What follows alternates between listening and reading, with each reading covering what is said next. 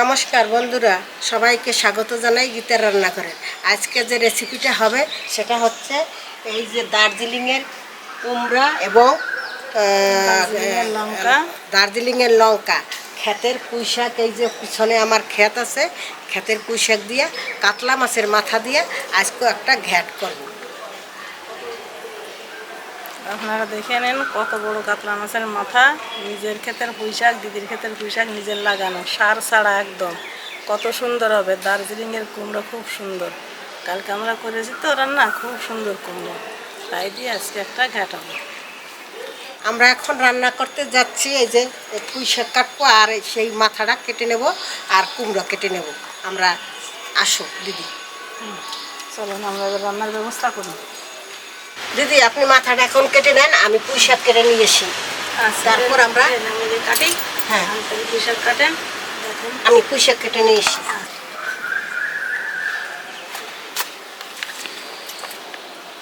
এই দেখেন কত বড় শাক, একেবারে কচি, এর ভিতর কোনো আঁশ নেই।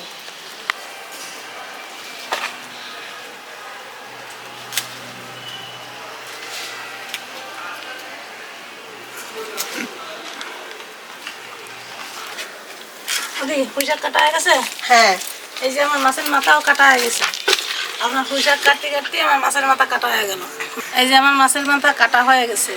মাছের মাথা এরকমই কাটবে, দুই সাইড দিয়ে। মাঝখান দিয়ে ফেড়ে ফেলালে কিন্তু গিলু বেড়ে যাবে, কিন্তু স্বাদ লাগবে না, গিলু সব চলে যাবে ধোয়ার সময়।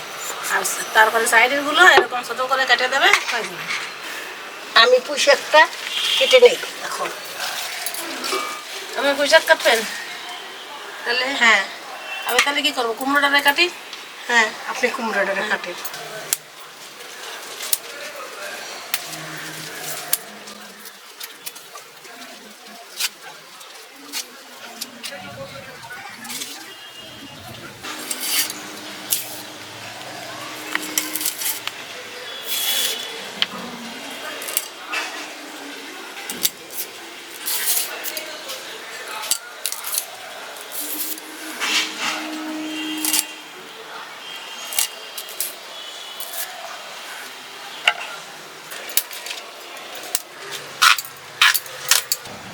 দুইটা করলে বড় বড় হয়েছে না।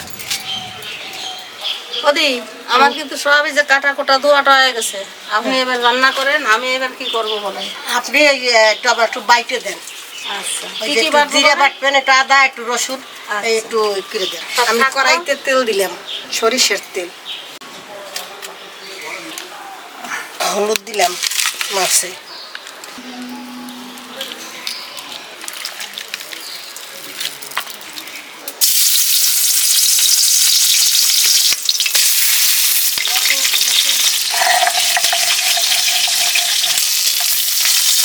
আমি মাছের মাথাটা এখন দিয়ে দিচ্ছি।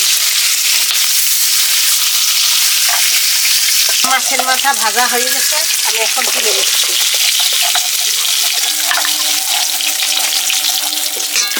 ওদি আমার বাটা কিন্তু সব হয়ে গেছে। আচ্ছা, তুলে দেন। তুলে দিলাম। হ্যাঁ,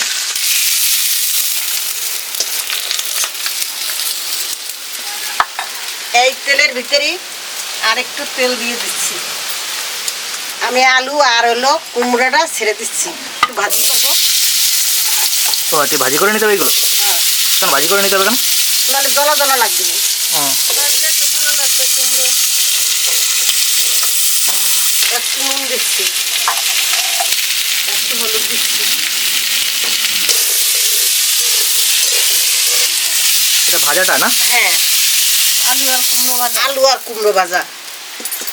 আমি আবার একটু কড়াইতে তেল দিয়ে দিচ্ছি। এখন ফোড়ন হবে না? হ্যাঁ, আমি জিরে দিয়ে দিচ্ছি, তেজপাতা দিয়ে দিচ্ছি, জিরা বাটা দিয়ে দিচ্ছি, আমি আদা বাটা দিয়ে দিচ্ছি, আমি রসুন বাটা দিয়ে দিচ্ছি। এটা পেঁয়াজ বাটা লাগে না? না, রসুন দিলে গন্ধটা খুব সুন্দর। পেঁয়াজ পড়ে গেল তো, একদম লঙ্কা পড়ে গেল।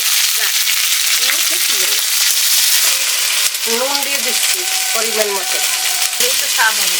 হলুদ দিয়ে দিচ্ছি, একটু জল দিয়ে দিচ্ছি। জলটা দিলে কেন, নাহলে পুড়ে যাবে? নাহলে মশলাটা পুড়ে যাবে।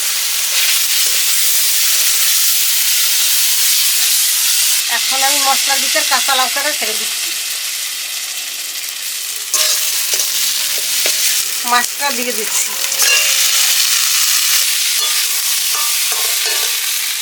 আলু আর কুমড়োটা ছেড়ে দিচ্ছি, পুঁই শাকের ডোকাটা দিয়ে দিচ্ছি, পুঁই শাকের জল দিচ্ছি, পরিমাণ মতন জল রাখছি জল।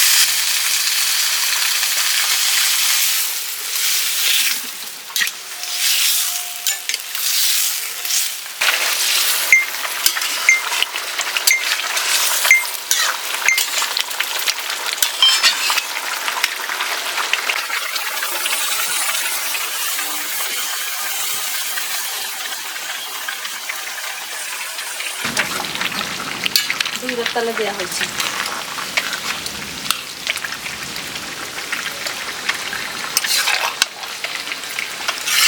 যেদিকে স্বাদ সেদিকে তো চলে গেল, মাছের মাথারে তো ভিড়টাই তো আসে। আমার তরকারিটা হয়ে গেছে, আমি এখন নামিয়ে নিচ্ছি।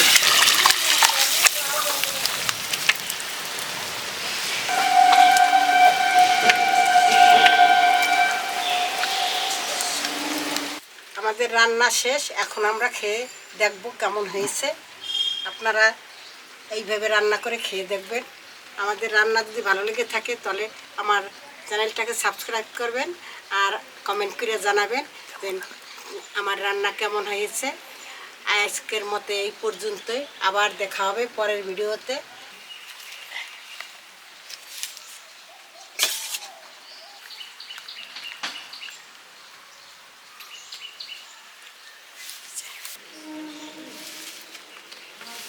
কেমন হয়েছে রান্না দিদি? রান্না খুব ভালো হয়েছে। আপনার লাগানো পুঁই শাক, এত সার তো নেই, আর অত বড় মাছের মাথা, তারপরে দার্জিলিং সেই মিষ্টি কুমড়ো, ভালো তো হবেই। কত স্বাদ হয়েছে না, খুব ভালো হয়েছে।